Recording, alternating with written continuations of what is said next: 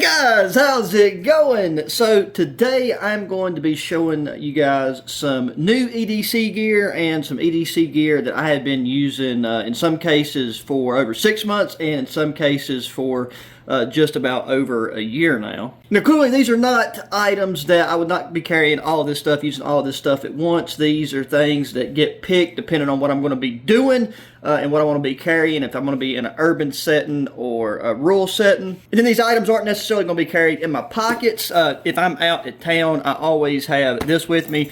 This is something that I've had now for probably almost 2 years. This is a nutsack satchel bag. The exact model number of this one, I can't remember off the top of my head, but I will be linking to all of this gear down in the video description if you're interested in checking any of it out for yourself. Now, we're not going into detail of what I carry on my person in my pockets every single day because I've covered that in a lot of videos. And in the contents of my nutsack here, I've done an updated video on this a while back, and pretty much everything that was in that video still holds true for what is in this now, apart from a few of these things that I'm cycling in and out depending on what I'm testing and what I'm doing. So we're not going to do this in any real particular order. We are going to start with the belt that I've been wearing now for somewhere between 8 months and a year. And we're going to start with this one because I need to put this back on because my pants are actively falling down. But this is a Blue Alpha made in the USA belt. It's one that has a bit of stiffness to it. It's a bit thicker. It's a good EDC gun belt, so it's really nice for carrying concealed carry holsters, whether you're going inside the belt or outside the belt. And it really just helps tighten things up, keep it against your body, and that stiffness helps keep your holster from sliding around, helps it stay in place, and it has a really nice quick release buckle system once you have it threaded through. So just unfastening your belt is quick and easy, and then this just takes in the loops through and then Velcros. And anytime you're working with Velcro, you always have to worry of like how well is it going to hold up over time. And I can say using this belt every single day for that time period I mentioned, it is still doing just fine.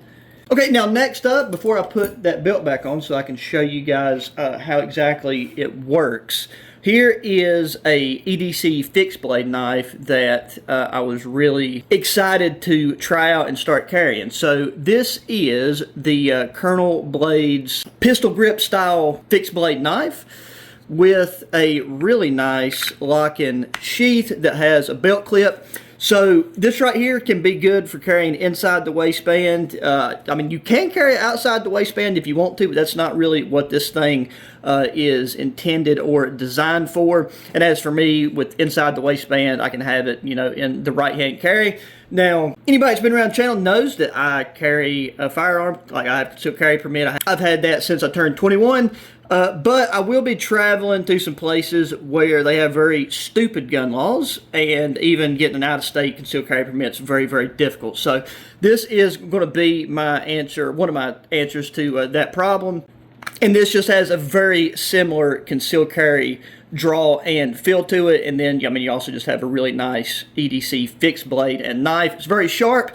And I know the design of it and the shape of it makes it seem like it might not be practical for a lot of other uses, but I gotta say, so far, I mean, it can perform any task. The grip is fine. It's really not that big of a deal. You just angle your hand a little bit different, and it does fine. So probably covering and talking about this in more detail. Might even take it out and just run it through some bushcraft test on an outing at some point, just to, you know, give the blade a good run for its money. But that clips in very well, and like I said, with a belt like this, it just takes and clips on, and it's locked in.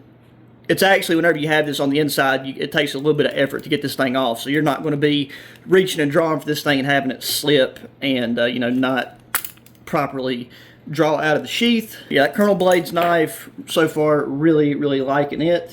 Then next to that is this pair of MOG Second skin gloves. And they always take and ride in the top of my nutsack there.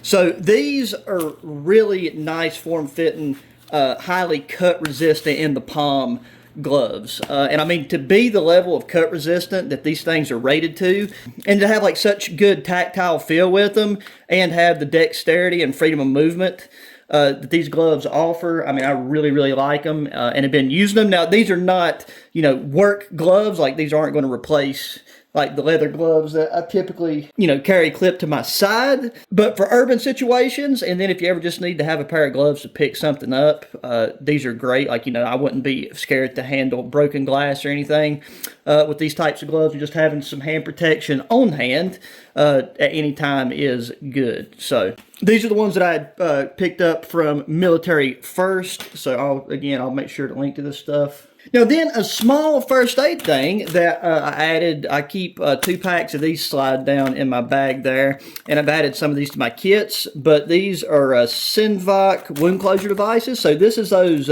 Z-Zip style wound closures. And these come in, like, the reason I went with these Sinvac ones is they come in different sizes. Like, there's some that just have 2, this one has 3, and I believe I've got some that have 4. But I feel like this 3-zip size is perfect for most any, like, laceration you would get just, you know, working with knives or just out in general. And then you could always take and cut one of those sides off if you needed to. And I believe these would still work just fine.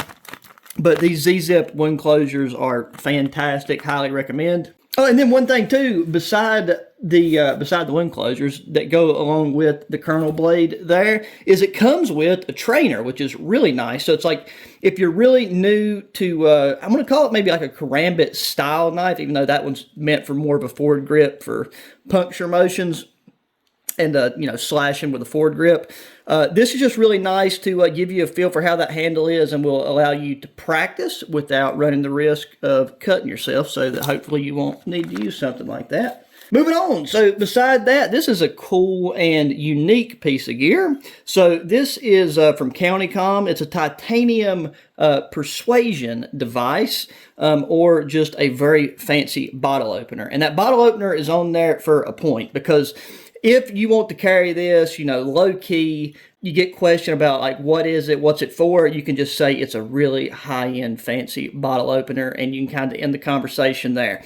But so it's got a bit of a glass breaker there on the end. As a glass breaker, I don't really think that's its full intended purpose. Like, that's also just another good place for, you know, to apply a bit of pressure for a pressure point. So if you don't know what a persuasion device is, that's kind of what this is for, right? It's hard to do with where the tripod is, but if you find yourself in, you know, an unfriendly situation, you can use this in different grips, different ways to apply pressure to pressure points, soft parts of the body, use it as a hard striking tool, elbows, areas like that, and persuade somebody to leave you alone. And so if you're going somewhere where having a bladed object isn't an option, then this can be a good choice to carry. And then, speaking of places where a bladed tool isn't going to be allowed, that's where these bad boys come into play. So these look like your standard run-of-the-mill markers. That right there looks like your standard Sharpie. This looks like a Milwaukee marker. But these are from a company called Oxford Blade Company.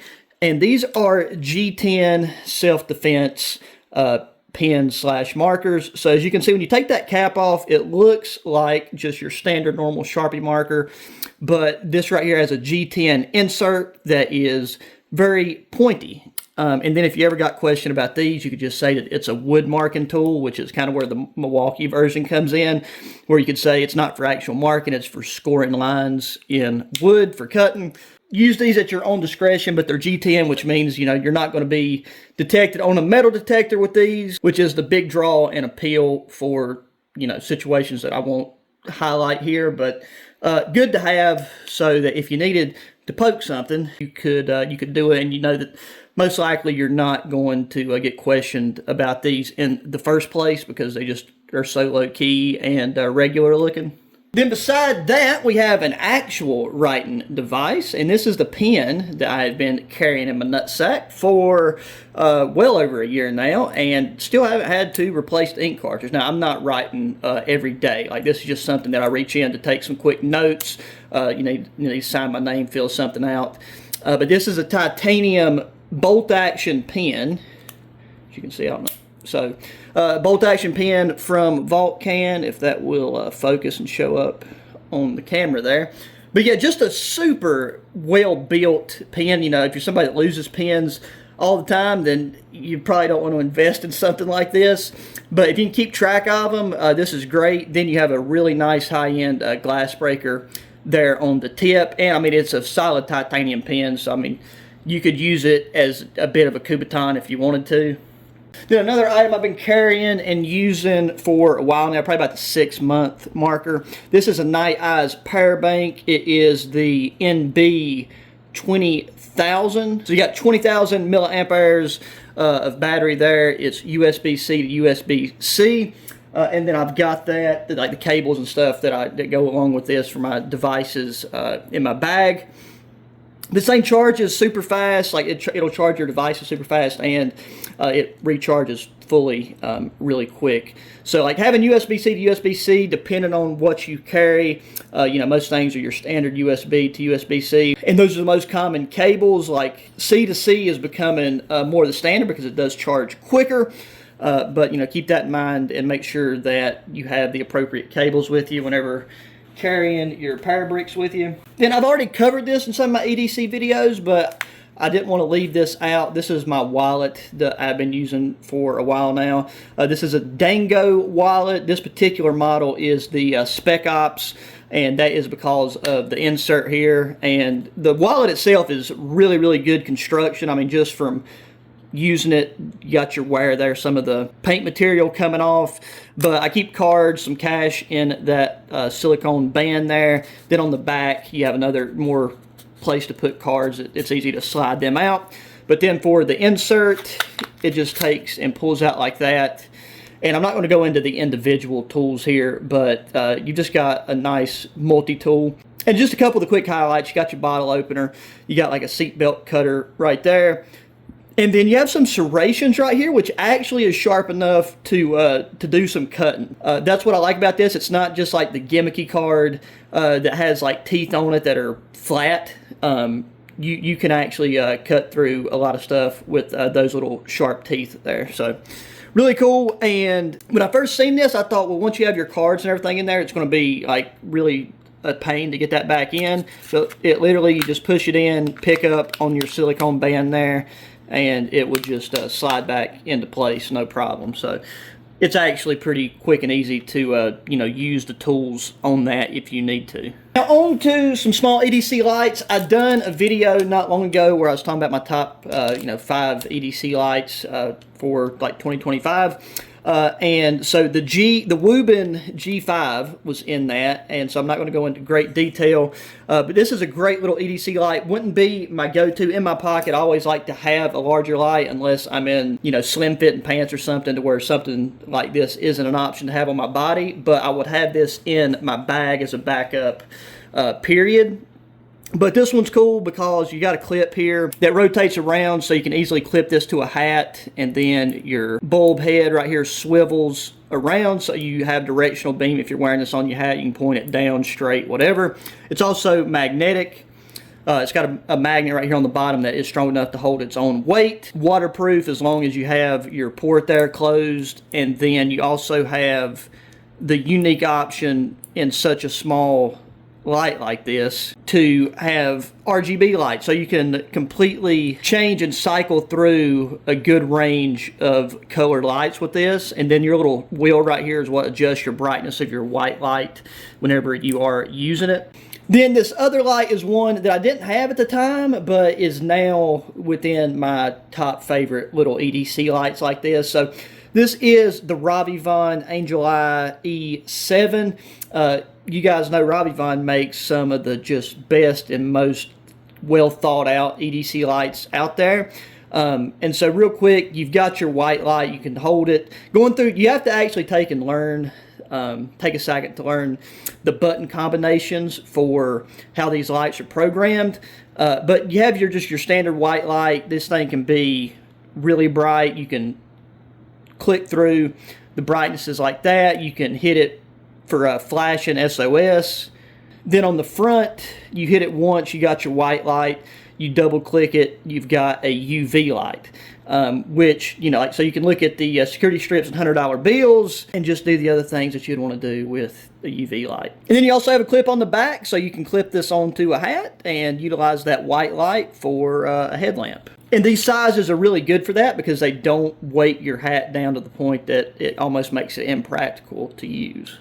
And then here, this is another new addition, and this is something that lives in my bag, and something that I got in my most recent battle box, but these are actually have been proven to come in really handy already. And these are R4X compressed towels. So these are just those little pucks of compressed towels. They're a lot easier to open once you wet them. But you see how small that little puck was, and this opens up to a very durable and fairly large little towel that can absorb a good bit of moisture. And in this stainless steel tube, and it comes with 2 of these stainless steel tubes, which I thought was really nice.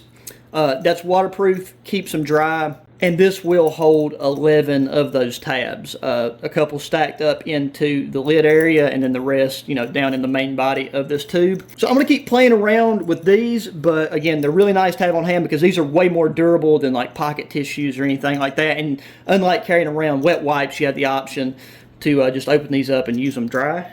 And finally, we'll move on to the watches that I have laid out here. Now, I like to cycle through a couple different watches, but one that you guys have seen me use now, or like have on my person for about probably about a year now, is this Vaer C5 tactical watch. This thing is fantastic. Absolutely love it. It's just a really nice black watch. I mean, you can see the band there. It's got a bit of wear, and I do got to get a new band for this one because my notch that I typically wear on it did finally wear out there.